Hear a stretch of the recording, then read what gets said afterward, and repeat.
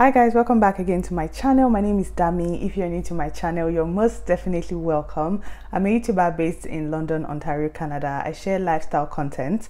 I also share some immigration content that can help you on your immigration journey to Canada. If you're a returning viewer, thank you so much for always returning. Thank you for sticking on this journey with me. And if you are not subscribed to my channel, this is the perfect time for you to hit that subscribe button down below and join this family. Okay, without any further delay, I'll get straight into today's video.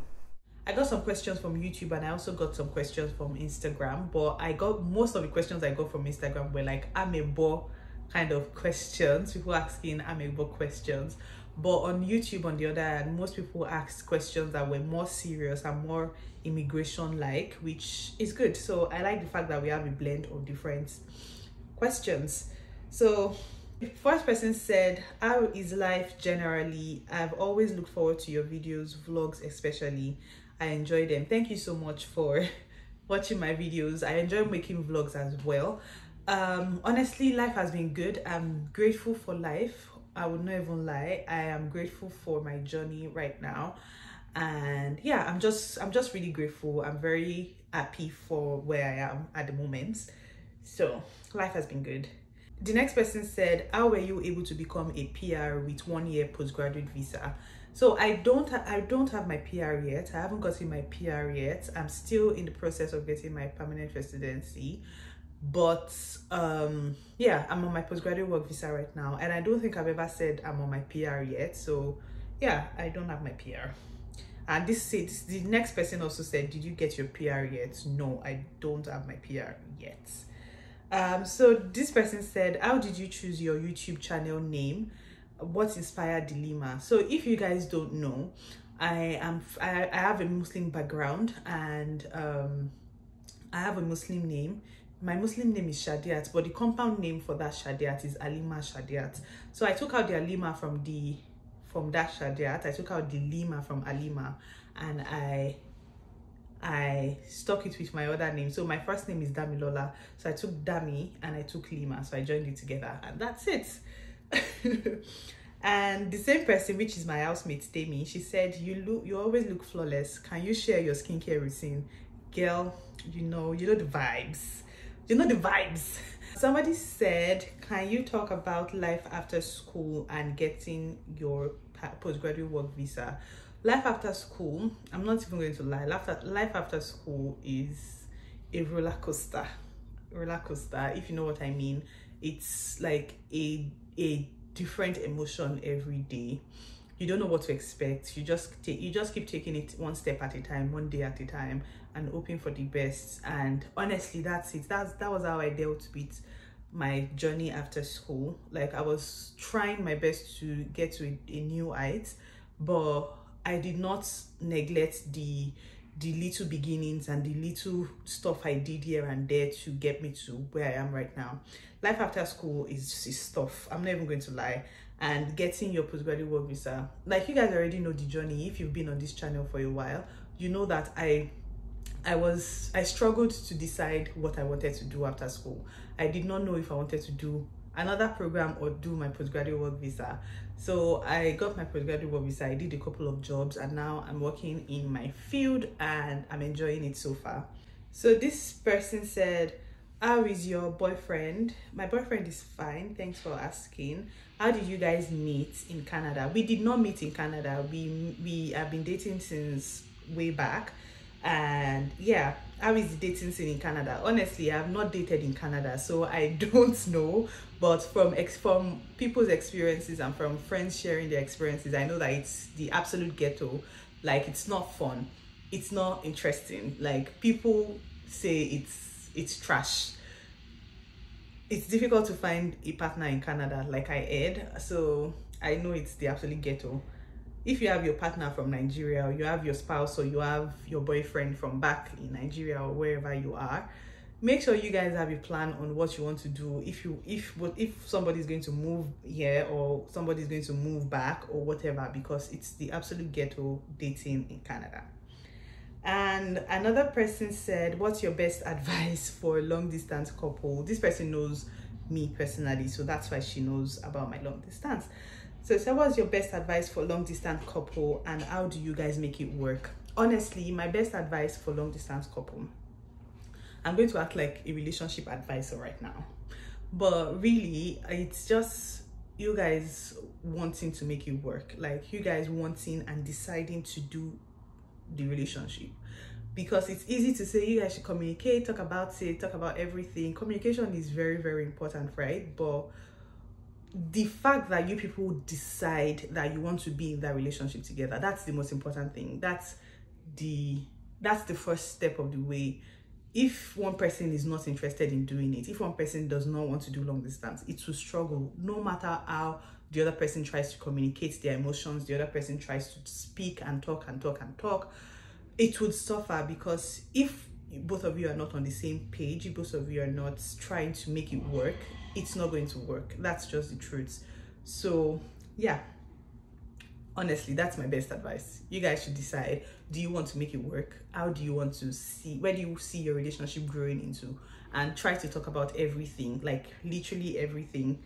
That's all the questions I got from Instagram. Most of the other questions are repetitive. People asking about boyfriend, people asking about my postgraduate work visa and stuff like that. So I'm going to move right now to YouTube, where I have more serious questions. I'm not saying anybody's question is not serious, but I have more like detailed questions. So I'm going to start from the very bottom because I have quite a number of questions on YouTube. So the first person said, I got admitted in Fanshawe and my visa is in process, but I'm scared because I don't have anyone in Canada. I need like a link to Fanshawe Students WhatsApp group or any social group, just so I can get to see if I can relate with someone, and equally find a roommate of my type in my course, which is PSW. Honestly, there's so many groups. I know there's Fanshawe WhatsApp group. I was on a WhatsApp group for my course when I was in school. I am no longer on that group. When you get into school, your course mates, you guys will create a WhatsApp group for sure. I know that. And aside that as well, there's a Niger Canada WhatsApp group, whatever, I don't know what the WhatsApp group is called, but there is a WhatsApp group for Nigerians living in London, Ontario, and it's a very, very good WhatsApp group. I'm not even going to lie. I know that for sure when you get into this country, you will definitely find a way to get on that group. And if in your first week you don't find a way to get on that group, for sure, please reach out to me and I can like link you up with the group admin. The group is very, very full right now, but I know that they're creating another group that can link into that first group. So you can reach out to me and I can link you up with the admin so you can get on that group. And your other question about finding accommodation, I've said several times. I also made a video about how to get an accommodation as a student in Canada. I'll link that video up somewhere so you can watch it. So finding accommodation, there's several ways to find accommodation. You can reach out to your school. There's always a student accommodation, or you can go on Facebook groups. You'll find London, Ontario students group, where you'll be able to see people saying that they're looking for a housemate. You can also put on those groups that you're looking for an housemate. You can put what course you want to study or what course you're coming in to study, and maybe luckily for you, you may be able to find someone that is also studying the same group. But the chances of you finding someone in your department or in your course to live with may be slim. So widen your options. Don't limit your options. You can find anybody in any department. It doesn't have to be someone in your course of study. So another person said, what would you do if you did not do YouTube? YouTube is not my full-time job. This is like something I'm doing on the side. This is something I just enjoy doing and I'm doing right now. It's not my full-time job. YouTube is my side stuff. So I have a full-time 9 to 5 Monday to Friday job, which I currently do right now, and yeah. So YouTube is not my full-time job. So another person said, how many jobs have you done in Canada since you moved 2 years ago? I have done, I think, 4 jobs or 5 jobs now. When I moved, my first job was personal support worker. I did that all through my schooling period. I did that for about 8 months. Then I stopped that job. I got a job, or when I was doing that job, I was also doing another job. I got a job in Dollarama. It's a store here, and I did that for about a month and some weeks, and I quit because I could not. So that was my second job. My third job was customer care representative. I did a customer care job, and I did that for about 4 to 5 months. And after that, my other job was, I worked as an admin for about a month. Then after I did that for a month, I got my job that I'm doing right now as an HR administrator, and that's what I'm currently doing. So this job I'm doing right now is my 5th job in Canada. So somebody said, are you in a relationship now? Yes, I'm in a relationship. I've always been before I came to Canada. Another person said, how well will I find jobs in PSW? Because that's the job I would like to do as soon as I land in Canada.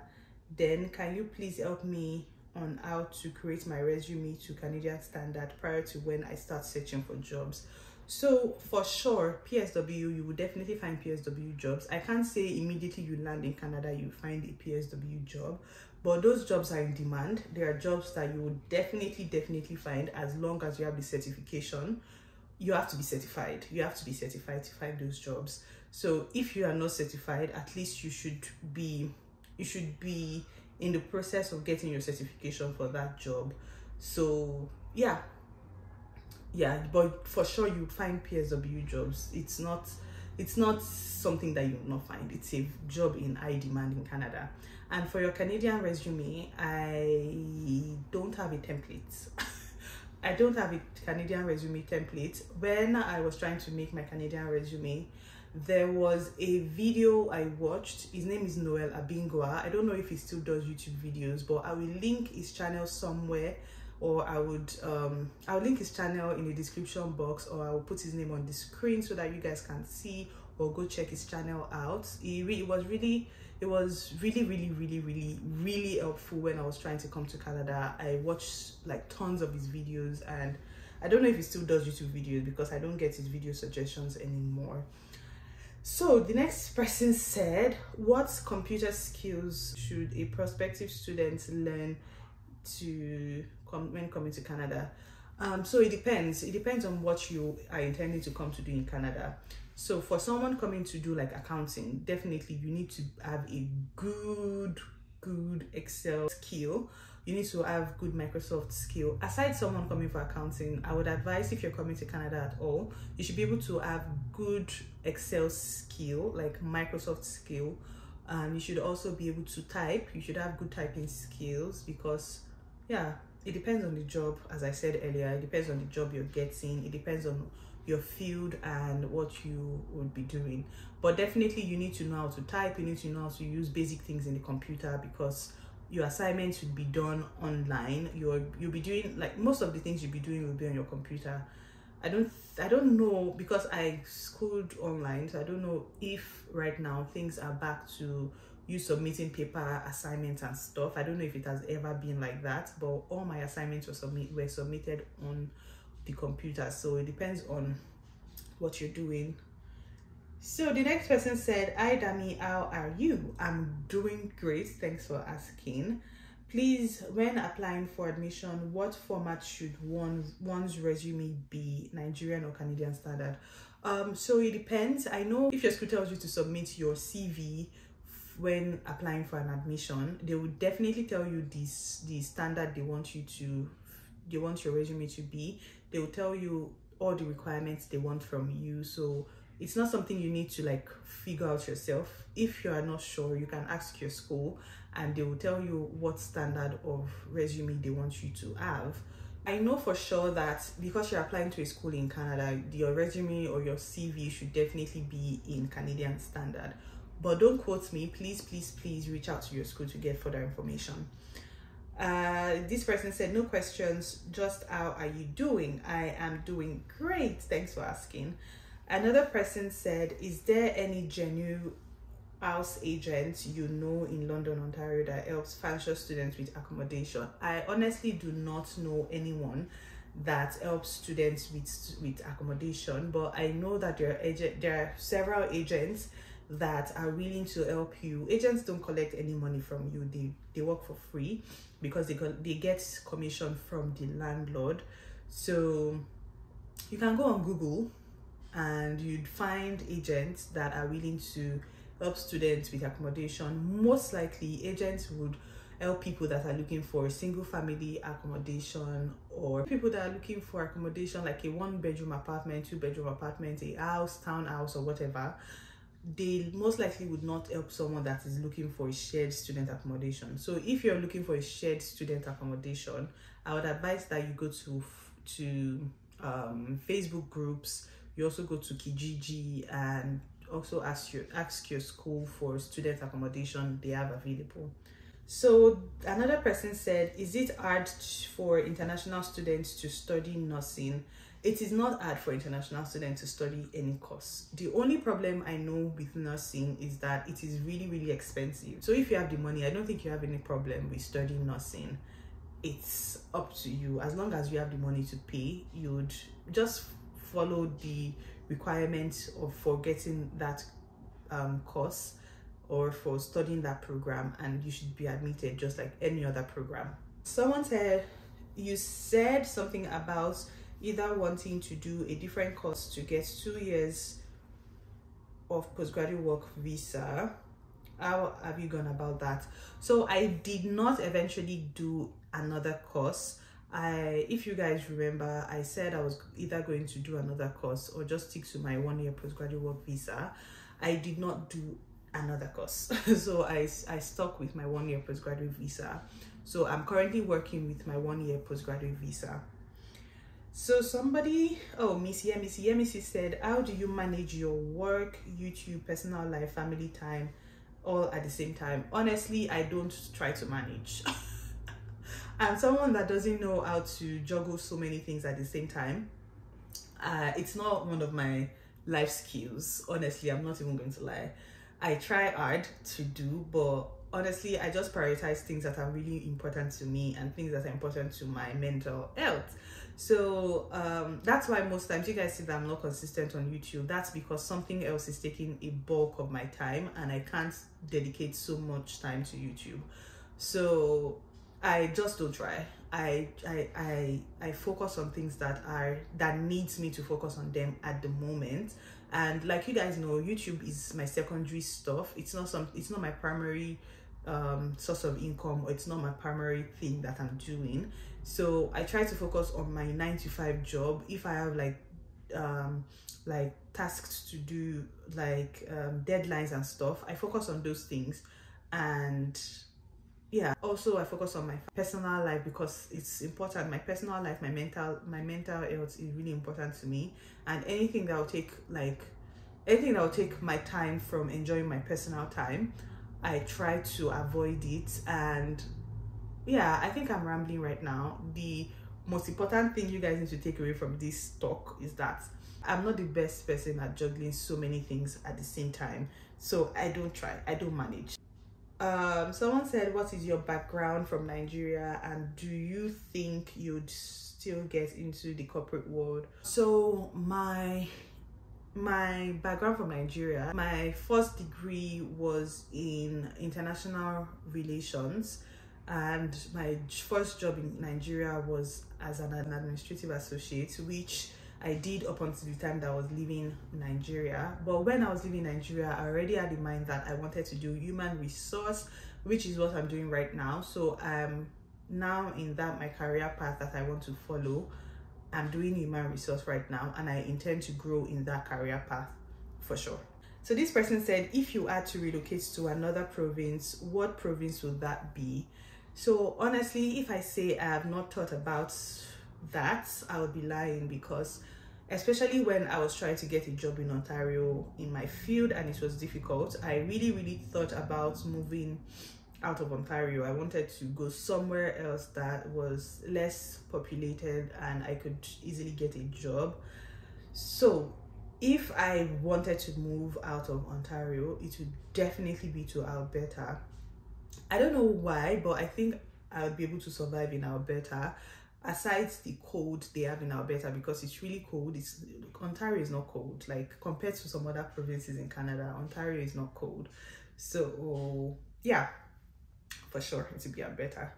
And this person said that, are you the type of person that will stay back in Canada even after getting the PALI? If you don't know what PALI is passport, or you'd prefer to go live somewhere else, weather friendly, or come back to the motherland. So I'm trying to pick my words. I don't want to say things that would put me in trouble or give people a wrong idea, but honestly, if for any reason I would decide to leave Canada anytime, it would be to a country that has a better weather for sure. It would be a country that is not as cold as Canada. It would be a country that is more developed than Canada for sure. I won't be leaving Canada to go to a place that I'll start struggling again. So it would be to a country that is better developed, has better amenities than Canada, and also is not as cold as Canada. Eventually, if I need to move to Nigeria, maybe when I'm old and gray, but right now it is not in my agenda to move back to Nigeria anytime soon, I'm sorry to say. And someone said, to be honest, is traveling abroad a guarantee to be successful financially in life? This is definitely a video idea. I'm going to screenshot this because I'm making this video probably next week, and I'll film it. I'll have a guest or two to talk about this question. It's a very, very good question, and it's definitely something I would like to elaborate upon. But right now, what I'll say is moving abroad does not guarantee you anything. The only thing about moving abroad to a country that has better amenities or better life standard is the fact that you have better opportunity to pursue the things you want to do. You would not need to think about some certain things. You know, in Nigeria, you're thinking, oh, NEPA will take, like, I can't charge my phone, I can't do my YouTube video. Like a content creator, you have to, like, yeah, there's so many things that would be a setback in some countries.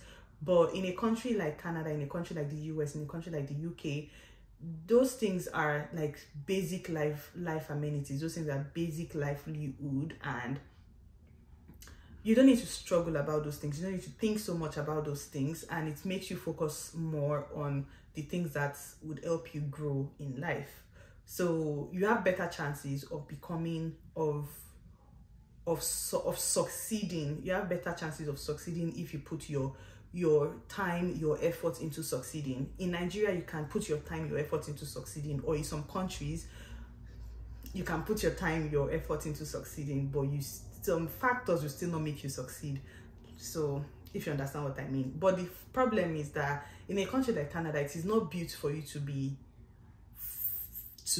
wealthy. It is not built for you to like make tons of money. It's a country that was built to make you comfortable, be able to enjoy the basic things in life, but not wealth.